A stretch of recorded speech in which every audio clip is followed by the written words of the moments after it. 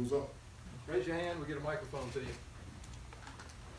A reminder, no live streaming, please. Coach, I know a lot of your experiences in the NFL, and so I wonder, is this as extensive of a makeover as you've had to do on the defensive side of the ball since you've been a coordinator?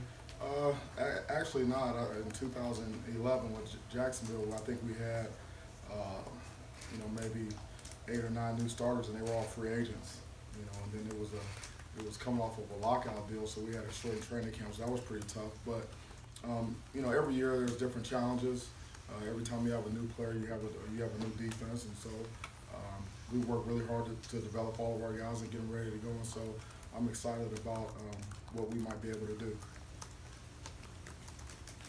Now, how much, when you have a player like Roquan who can make so many plays by himself, it's kind of a game changer, how much, when you know you don't have a guy that's just like him, does that change the character, the identity of the defense for this year?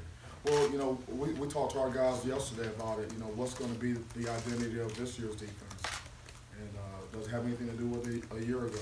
And so, obviously, he's a great player, but it's next man up, and so we'll rally and develop with the guys that we have, and we'll see what the identity of this defense is this year.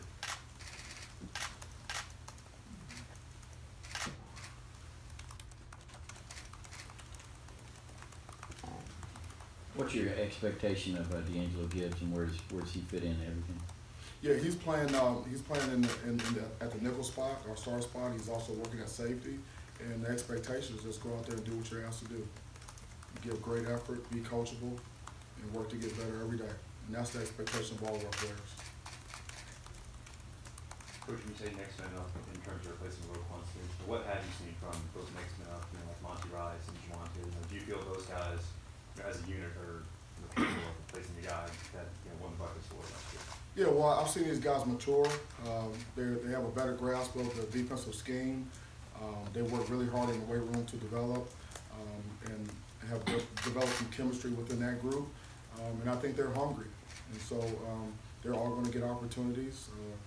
The rep chart is going to change from day to day, and it's nothing set in stone, and we're going to play the best guys. And so, but we want to create depth, and we want as many guys to be able to help us as possible. Given the personnel losses you'll have this offseason, do you think you can maintain the level that you had last year or be better, and what are some of the keys to doing that? Well, only time will tell, but the standard of performance and our goals haven't changed. And so we're coaching our players and trying to develop them and teach them in a way that they can reach those standards. They can live up to those standards.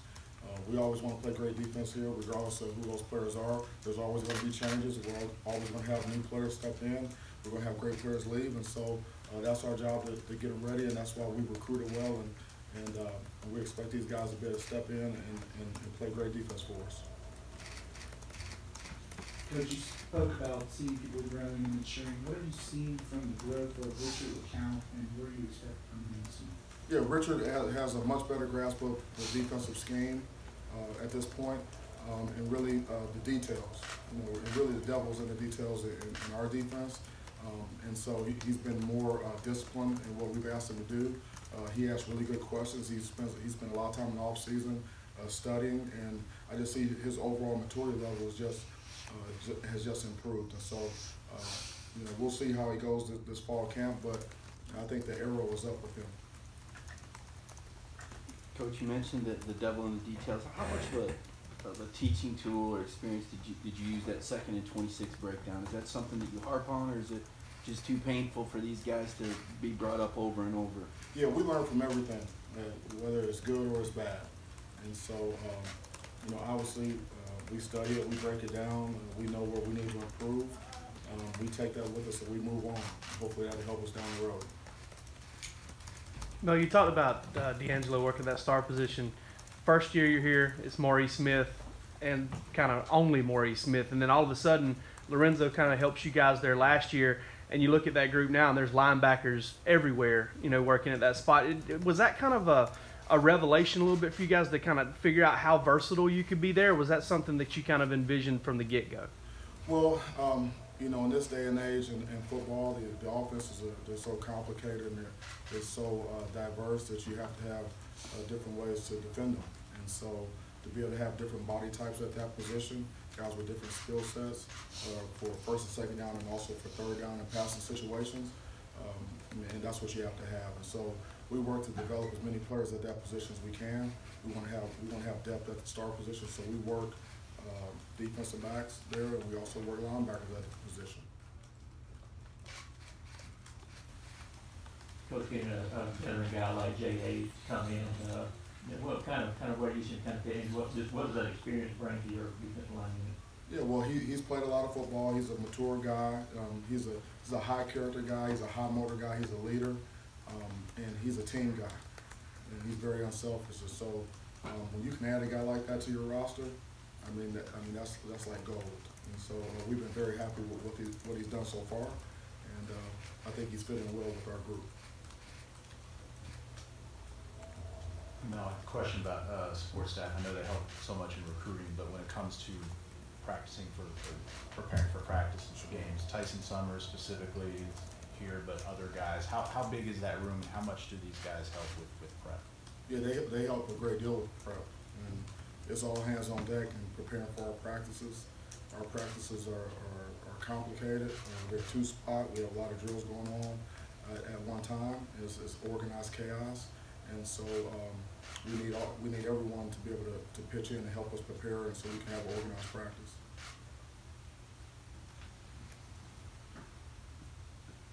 As a defensive coordinator, what things are you able to do when you have a cover corner like DeAndre in terms of the confidence you have that you can put him on an island and be sound? Are you calling it Baker Island? No. We want to play a lot of tight coverage, and so we have to have corners that can play man to man, that can stay on top, and they can make plays on the ball at the catch point. And so he's a guy that can do that. He's proven that.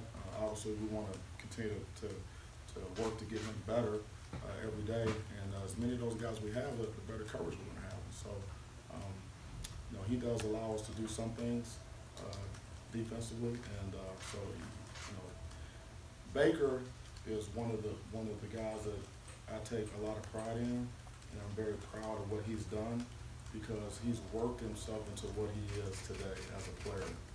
He works really hard in practice. He's developed in the meeting room. He's emerged as a leader for us, and I'm just really excited to see what he does this season. Specifically, where does Jay Hayes fit in, and can you talk a little bit about that nose guard position and how you see that stacking? Yeah, I really see him in pass rush situations being an inside pass rusher. I'm not sure how much nose he's going to play. Okay, more 3 technique and more in, depending on the front. But he has the ability to play all those spots up front. So he gives us position versatility, and he's a team guy. He's going to do whatever we ask him to do. In nose guard in particular, are there other players there that you? Yeah, we have Julian Rochester. We have Tyler Clark that can play there. We have Hawkins Muckle that can play there. We have Devontae Wyatt. We have guys that can play there, and most of our guys can play multiple positions. And so up front, a lot of the techniques carry over, from end to nose and vice versa. So we feel good there. We have to develop. We have to develop more guys that can play winning football for us inside. John Atkins was a heck of a player. He was maybe somewhat unsung, but when you go back and you watch the self-scout and you watch all the plays from the season, you see that he did a lot for us on defense. He was an anchor. You always want to be strong down the middle. So the standard has been set inside him. Wanted to ask about Otis Reese. A lot of folks I think had their own opinion about what position he was going to play, and Kirby told us back on signing day it was going to be safety. I mean, it's a big cat back there. He kind of stands out among the other guys. What have you seen from him thus far, and what's kind of your vision for him as playing that position, because he is such a big linebacker-ish type player? Sure, I've always thought that he could play safety because he's athletic. And he's got good change of direction. He's got good ball skills. He's got good range in the deep part of the field, and he's a good tackler. So I don't see where there's any limitations on what position he can play in our secondary relative to safety. And I feel good about that. I'm used to playing with big safeties. I remember a guy we all know here, Sean Jones, with the Cleveland Browns. That joker was a nice-sized guy now. He was a pretty big guy, and he hit you. And so, and OT's done a great job since he's been here. He's picking up things well. He practices really hard. He gives tremendous effort. And I'm really excited to see when the pass come on what he does. Hey Mel, Jonathan Ledbetter's coming into his final season at Georgia. The start of Jonathan's career was not ideal off the field. What happened with him through time that sort of made him grow up, or whatever you want to call it? I think it's just a credit to him. He's a good kid. He's a good young man, and he's always been that. And so I think he's learned from the past, and we've encouraged him to develop and move forward and get better and better every day, make good decisions, become a leader for our team, become a better football player, work in the weight room, do all those things. And we have a program here that with our support staff and our player development and all of our coaches, our people at the academic center, we have a program where we expect guys to progress and mature and get better. And we take pride in that, and he's a prime example of a guy that was at this point, and now he's here because he's bought into our program. Coach, going back to DeAndre Baker for a second, you Yeah. said he's becoming more of a leader this year. How have you seen him kind of embrace that role? It kind of seems like he'd be more of a lead by example type. Do you see the same kind of thing? Yeah, he's more of a lead by example type, but those type of guys that don't say a lot, when they do speak, everyone listens, and he's that type of guy. And so, and sometimes, he has a really good feel for his teammates. He's like, know your personnel. So if he needs to get on a guy, in front of other guys, he'll do that. He may need to pull a guy to the side and get a one-on-one. He'll do that. And that's a sign of a good leader. When you got into the coaching profession, did you ever imagine how salaries for coordinators would escalate, and does that come any more pressure on you knowing that, given that salary? No, I never envisioned that. I've never been in it for the money, and I really don't think about it very much. My passion is coaching, teach, motivate, and develop players, and I enjoy doing that. And as long as I enjoy doing that, that's as long as I'm going to coach. Coach, forgive me, somewhat repetitive question. I didn't cover this team last year, but the Auburn game, I look at the rushing yards. Was that a matter of one-on-ones? Was it a scheme type of deal? Obviously, Which Auburn game? the first game at first Auburn. game? Was that getting beat in one-on-ones? Was it a scheme deal? And how do you make changes when you play those sort of power teams with that kind of talent? Yeah, we didn't play very disciplined in that game. We got pushed around a little bit in that game, and so when you are undisciplined and you're not stout as you need to be, then people are going to run the ball on you. We made some adjustments. We know that we had the guys to be able to stop that run, and the next time we played them a lot better. I want to ask about DeAndre again. You talked about his development. When you got here, did you see any sign of this, of him being like potential All-American? They're talking about him as a first-round pick. I don't know if you think that's like overstating it for him, but did you see that he could be this good?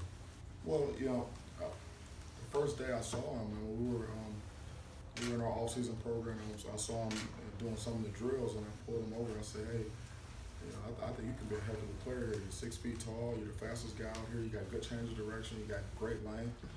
And I said, "I really believe that you can do something here. That's all you got to do is listen, pay attention, do what I ask you to do what we ask you to do." And that's what he did. And so, that's it's a credit to him. You develop players along the way. Guys buy into our program. And so now whether he's a first-round pick or not, who knows? We don't know that. But the focus right now for him is to get better each and every day. Work on the details, technique and fundamentals. Doing the things that got you to this point, and then taking it up a notch. That's what we want to do with him. There's another guy, J.R. Reed, seems to be wanting to step in more of that leadership role. What have you seen from him over the summer, and how have you seen him take those steps to be more of a leader? Yeah, JR is another guy who stepped up as a leader for us.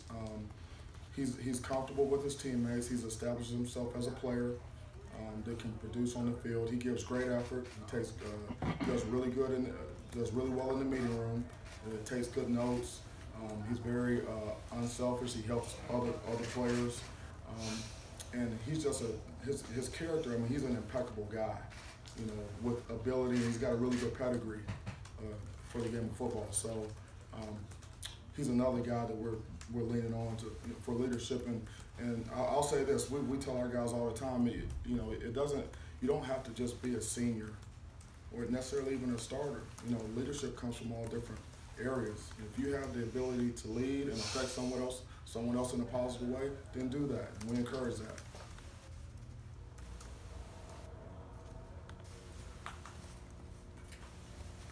With Tyson Campbell, who is he competing with? What kind of role do you envision for him if he's the player that you guys thought he was when you signed him? Yeah, Tyson is playing corner right now, and right now we're probably going to play him at one position. And so all the corners on our roster, he's competing with those guys. And all of our guys know we're going to play the best players. We give guys lots of opportunities to show what they can do. We have a lot of two-spot drills. We take a lot of reps. We coach every player, whether it's a walk-on or a senior, the stars and all that stuff. It doesn't matter. We coach everyone the same. We're trying to develop as many players as we can, so we have the best football team that we can have. And so, you know, we'll see what happens. He'll get what he deserves. Got time for 2 more questions. Not to make it a dead tar question, but with Tyson just being a corner, I guess not at star right now, is star going to be not a way to get like 3 cornerbacks on the field all the time, as in if you like Tyreek and Mark also in addition to DeAndre? Yeah, well, I mean, it depends on the situation. You know, we've at the star position, we've had linebackers there. We've had a certain first and second down type of star, and then we've had more of a coverage star. And so when it all shakes out, our job is to find out who are the best guys to put out there, and then do what they can do. And so, you know, we have total flexibility in that, but we also have a starting point. Okay, and then we go from there. We have scrimmage 1, and then we have scrimmage 2. We start to make decisions on who we think can help us. And if we need to move a guy inside in the slot, we'll do that. Ask you about Tyreek. Obviously, he spent a lot. He started a game for you at corner last year. He played a lot of star before that. And Kirby said yesterday he's going to be working at safety some. I mean, what kind of, I guess, kind of joker in the deck, I guess, for you, if you make the card analogy, is that for you guys to kind of have that guy that you trust to learn all those spots mentally, physically, all those things? That's huge if you have a utility guy like that that's a good player. And you don't want to be a jack of all trades and master of none.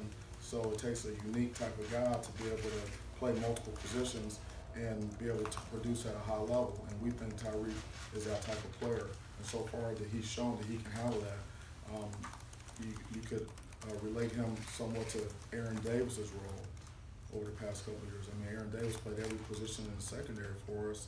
And I think good secondaries have those guys that can play multiple positions. They can be problem solvers. And it gives you the ability to play the type of coverages you need to play when you need to play them. All right, Coach, thank you. Thank you, guys. Thanks. Long time no see, right? See you in December.